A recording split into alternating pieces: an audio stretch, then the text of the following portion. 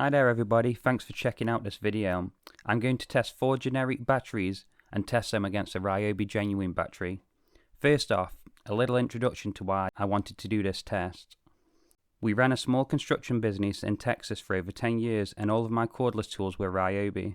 The US has extremely good value on batteries or gift sets on Black Friday, Father's Day, Christmas, etc. So picking up spare batteries for us was not a big deal. When we moved back to the UK, we could only bring back a few batteries due to TSA regulations, and shipping lithium batteries just seemed to be a nightmare. Seeing as though I wasn't going to need these batteries every day, I decided it would be a good idea to look at these cheaper alternatives. I purchased a 9Ah, 5Ah, a 6Ah, and borrowed a 4Ah generic battery from my father-in-law to test against my genuine 3Ah Ryobi batteries. The test was carried out by charging each battery and allowing each one to stand for 12 hours afterwards. I would put the battery into the Ryobi heat gun and run a timer to see how long the battery lasted before cutting out.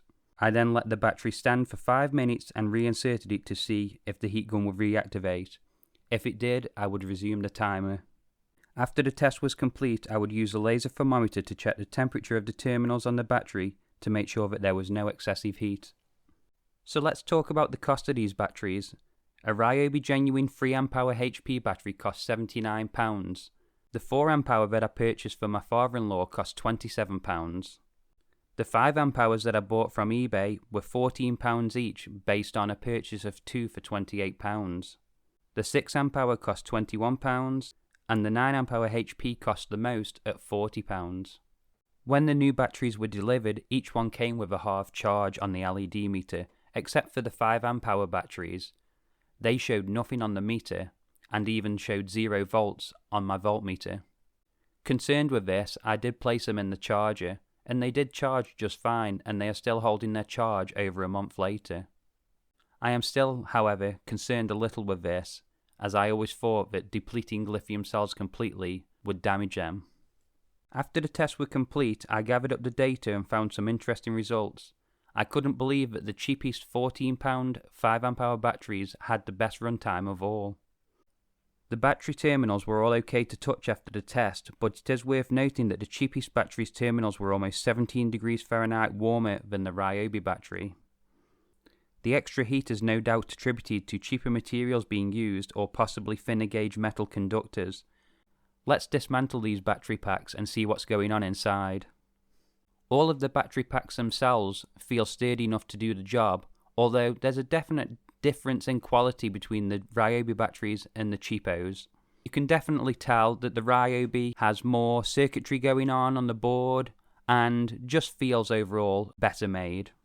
The cheapest 5Ah battery pack has no shielding whatsoever on the exposed cell ends, whereas all the others do have at least some sort of anti-conductive tape or film applied. All of the generic battery packs have no markings on the cells, except for the 6Ah. I did do a brief Google search on the numbers provided, although nothing really came up. They are just generic cheap cells. It is worth noting that the 9Ah HP battery, the most expensive of the lot, does have the extra terminals to run HP power tools. The curious things about these terminals though is that they're always live, whereas the Ryobi tool only sends power to these terminals under high load conditions. This is no doubt to cut down on the amount of circuitry needed. However, when I put the 9Ah HP battery into my 7¼ inch circular saw, it did perform just as well as the genuine battery. So why did the 9Ah battery perform so poorly in the runtime test? After dismantling this battery, it becomes obvious. The lowest run of cells are not even connected or soldered to the main battery pack. They're just filler cells, and they are just there just to make the pack appear bigger than it really is.